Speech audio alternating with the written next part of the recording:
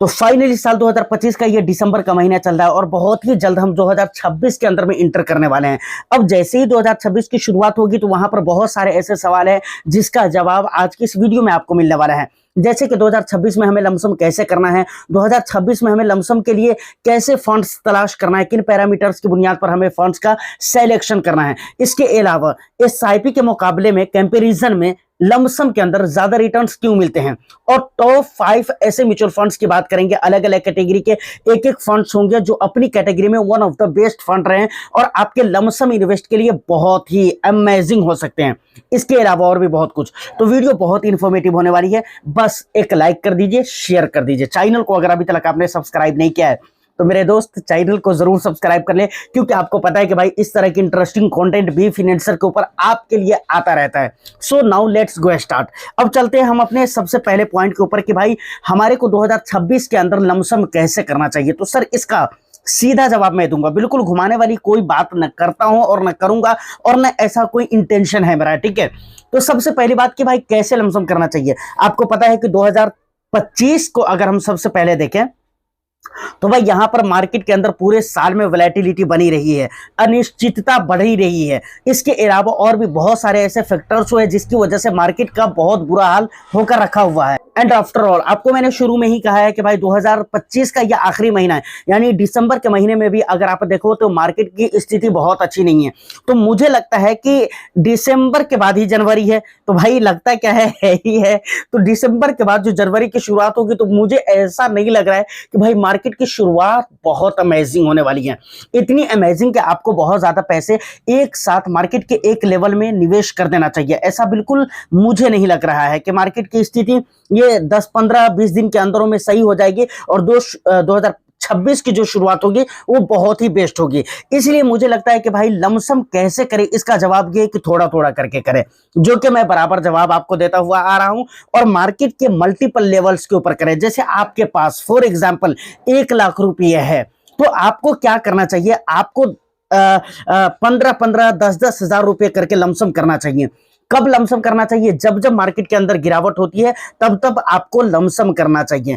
अच्छा, एक बात और भी मैं यहां पर आपको बताना चाहूंगा। देखिए मार्केट के अंदर वैल्यूएशन की बात करें तो ऑफ कोर्स पहले से तो वैल्यूएशन कम हुआ है, लेकिन उससे भी बड़ी बात क्या है कि इंडेक्स के अंदर अगर आप देखेंगे तो 12% से ज्यादा स्मॉल कैप इंडेक्स के अंदर अगर मैं बात करूं तो 12%, जैसे निफ्टी स्मॉल कैप 100 हो गया, स्मॉल कैप 250 हो गया। इसके अलावा और भी बीएसई स्मॉल कैप हो गया। इन तमाम तर जगहों पर देखेंगे तो 12% या 12% से प्लस की गिरावट होकर रखी हुई है। तो ये एक अच्छी बात है कि भाई 12% के डिस्काउंट पर आपको स्मॉल कैप म्यूचुअल फंड सभी आपको मिल जाएंगे। तो ये एक बहुत अच्छी बात है।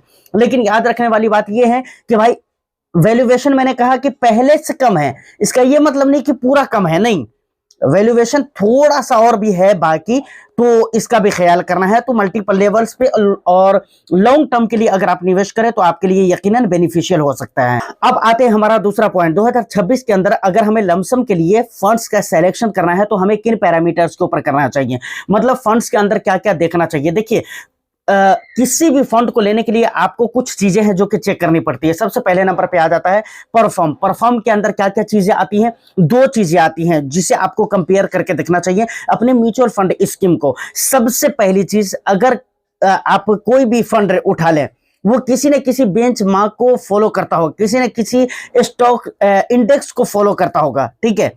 स्मॉल कैप हो, मिड कैप हो या फ्लेक्सी कैप हो, मल्टी कैप हो, किसी भी कैटेगरी का फंड हो, वो किसी न किसी इंडेक्स को फॉलो करता होगा। तो सबसे पहले आपको क्या काम करना है कि आप अपने फंड को, यानी जिस फंड को आप लेने वाले हैं उसको उसके बेंचमार्क इंडेक्स से कंपेयर करके देखें।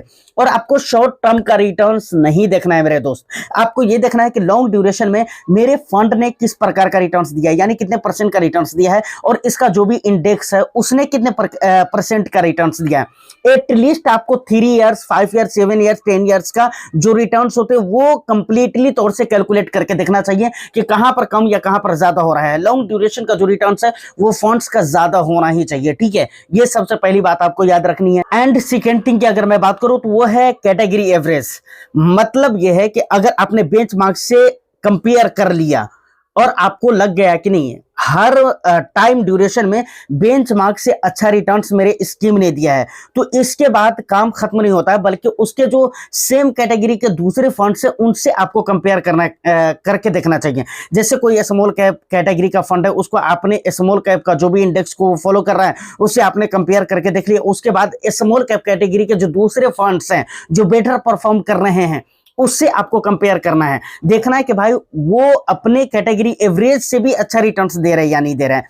ये दोनों चीजों को देखने के बाद आपको बहुत हद तक के फंड अच्छा मिल जाएगा, ठीक है। लेकिन इसके बाद भी आपको कुछ चीजें देखनी है, जैसे उस फंड का एक्सपेंस रेशियो क्या है दूसरे फंड के मुकाबले में, उसके बाद कंसिस्टेंटली वो कैसा परफॉर्म किया है, यानी तो कंसिस्टेंटली अगर नहीं देखते हैं तो लॉन्ग ड्यूरेशन का अगर फंड है, लंबा ट्रैक रिकॉर्ड है, तो लॉन्ग ड्यूरेशन के जैसे 5 ईयर्स 7 ईयर्स 10 ईयर्स के जो रिटर्न्स है वो अगर आपको सही मिल रहा है फिर भी आप उसको लेकर चल सकते हैं, कोई ऐसी दिक्कत वाली बात नहीं है। पर्टिकुलर किसी 1 साल के अंदर 2 साल के अंदर अच्छा परफॉर्म नहीं किया है तो वो ज्यादा कुछ मैटर नहीं करता है। तो उम्मीद है कि यहां तक आपको समझ में आ चुका होगा कि किन पैरामीटर्स के बुनियाद पर आप फंड्स का सिलेक्शन कर सकते हो, और अगर इन पैरामीटर को फॉलो करते हुए अगर आपने फंड्स का सिलेक्शन किया तो मैं 100 नहीं 101% गारंटी के साथ कहता हूं कि भाई आपको अच्छे ही फंड्स हाथ लगेंगे, आप अच्छे फंड्स पिक कर पाएंगे, ये मेरी गारंटी है भाई, मेरी गारंटी है, ठीक है।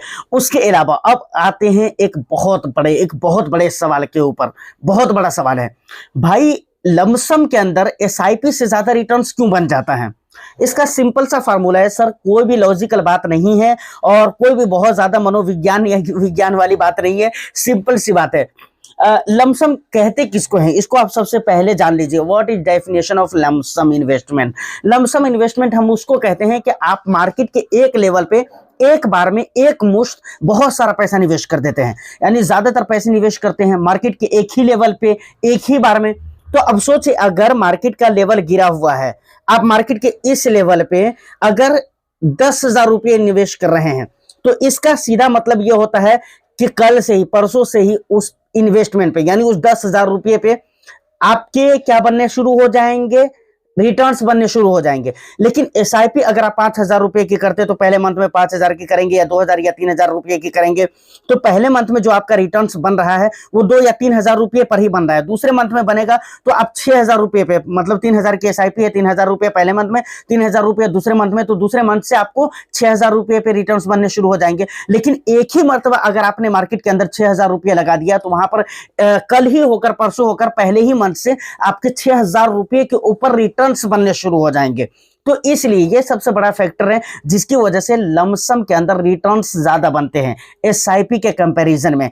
लेकिन इसके ऑपोजिट साइड अगर देखें तो लमसम के अंदर नुकसान भी होने के चांसेस ज्यादा रहते हैं।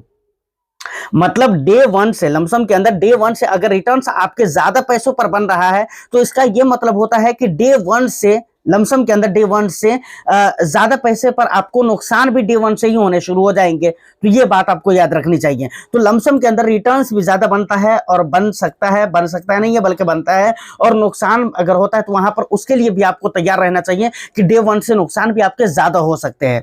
तो इसमें बहुत ज्यादा लंबी चौड़ी बात करने की जरूरत नहीं है। मुझे लगता है कि इतना अगर मैंने आपको बता दिया है तो अब आपको समझ में आ चुका होगा कि भाई लमसम के अंदर रिटर्न्स इतने ज्यादा क्यों बनते हैं, ठीक है। अब आते हैं हमारा मेन मुद्दा, अगर 2026 के अंदर हमें लमसम इन्वेस्टमेंट करना है तो उसके लिए कौन कौन से फंड्स होना चाहिए, किस किस कैटेगरी में। हर कैटेगरी में मैंने एक फंड लिया है, large cap, mid cap, small cap, flexi cap, multi cap, इन तमाम तरह कैटेगरी से एक फंड मैंने लिया है। सबसे पहले आते हैं भाई लार्ज कैप के ऊपर। तो लार्ज कैप कैटेगरी में हमारे पास सबसे पहला फंड आ जाता है आईसीआईसीआई का फंड है, ICICI prudential blue chip fund, large cap fund, जिसके अंदर आप निवेश कर सकते हैं अगर आप लार्ज कैप लेना चाहते हैं। तो यहाँ पर अगर पिछले 3 साल में देखें तो 18.25% का रिटर्न्स दिया है, और पिछले 5 साल में देखें तो 19.98% का रिटर्न्स दिया है, 38% का रिटर्न्स दिया है, जो कि बहुत ही बेस्ट है। यानी 19.38% का रिटर्न्स, ये एक बहुत अच्छा रिटर्न्स माना जा सकता है लार्ज कैप कैटेगरी में पिछले 5 ईयर्स में, ठीक है। Nippon India multi cap fund जो कि हमारे यहाँ मल्टी कैप कैटेगरी में आ जाता है, तो उसकी अगर मैं बात करूं तो पिछले 3 साल में 21.84%, लगभग 22% का रिटर्न्स दिया है पिछले 3 साल में। पिछले 5 साल में अगर देखेंगे तो 26.52 यानी 26.5% का रिटर्न्स पिछले 5 साल में दिया है। तो मल्टी कैप फंड है, बहुत अच्छा रिटर्न्स दिया है, ठीक है। उसके बाद आ जाता है पराग पारिक फ्लेक्सी कैप फंड जो कि फ्लेक्सी कैप कैटेगरी में है, ये पिछले 3 साल में 22.10% का रिटर्न दिया है और पिछले 5 सालों में 21.25%, मतलब 21% का रिटर्न दिया है। Motilal Oswal mid cap fund, ये Motilal Oswal mid cap fund है जो कि मिड कैप कैटेगरी में है। आप इस फंड को बहुत अच्छे से जानते हैं, इसके ऊपर बहुत ज्यादा कुछ कहने की जरूरत नहीं है और बहुत ज्यादा मशहूर है और मार्केट के अंदर अभी चर्चित फंड में से एक है मिड कैप कैटेगरी में, ठीक है। तो इन्होंने 20% का रिटर्न दिया, 20.94%, 20.94% का रिटर्न दिया पिछले 3 सालों के अंदर। पिछले 5 सालों के अंदर देखेंगे तो 29.81%, लगभग 30% का रिटर्न आप मान सकते हैं कि पिछले 5 सालों में दिया है इस फंड ने। उसके बाद आ जाता है चौथे नंबर पे Nippon India small cap fund हो गया, ठीक है, जहां पर आपको इसका रिटर्न्स मैंने नहीं लिखा है, इसको आप चेकआउट कर लीजिएगा। तो स्मॉल कैप कैटेगरी में निप्पॉन इंडिया का ले सकते हैं या कॉन्ट का ले सकते हैं, ठीक है। इसीलिए मैं छोड़ दिया, निप्पॉन का रिटर्न्स मैंने नहीं लिखा है क्योंकि निप्पॉन का मैं नीचे फंड ले चुका हूं, Nippon India multi cap fund, तो एक एएमसी से हम एक ही फंड लेंगे। तो यहाँ पर हम बात करेंगे कॉन्ट स्मॉल कैप फंड की। तो पिछले 3 साल में इस फंड ने 21.13% का रिटर्न दिया और पिछले 5 साल में 31.29% का रिटर्न दिया है। तो ये टोटली 5 फंड्स है जिन्होंने गर्दा उड़ाकर रिटर्न दिया है। मतलब इतनी गिरावटों के बाद भी इन फंड्स के रिटर्न्स इतने अच्छे हैं। तो आप सोच कर देखिए, अगर इतनी गिरावट नहीं हुई होती तो कुछ ना कुछ ज्यादा तो जरूरी होता भाई, ठीक है। अब लास्ट में एक बात मैं कहना चाहूंगा, मेरा सजेशन ये नहीं कि आपको इन्हीं फंड में निवेश करना चाहिए। अगर आपको लगता है कि कोई दूसरे फंड्स आपके लिए है या आपके रिस्क एपिटाइट के अकॉर्डिंग यहाँ पर इक्विटी के अंदर निवेश करना ही नहीं है, तो ये एक अलग बात है, ठीक है। और कोई दूसरा फंड भी आप ले सकते हैं, लेकिन मेरा जो पर्सनल अपना ओपिनियन है, जो मुझे अच्छा लगा 5 साल और 3 साल के रिटर्न्स की बुनियाद पर और भी दूसरे फैक्टर्स की बुनियाद पर, वो ये 5 फंड है जो कि मेरी नज़र में one of the best fund है अपनी अपनी कैटेगरी के अंदर, ठीक है। उम्मीद करता हूं कि वीडियो और इन्फॉर्मेशन आपको अच्छी लगी हो तो लाइक कर दे, शेयर कर दे, चैनल को सब्सक्राइब नहीं किया तो जरूर कर लीजिए भाई, जरूर कर लीजिए, ठीक है। और क्या कहते हैं कि भाई आपका जो भी वैल्यूएबल फीडबैक हो, सजेशन हो, आप मुझे कमेंट सेक्शन में जरूर दीजिएगा। All the best, thank you for watching.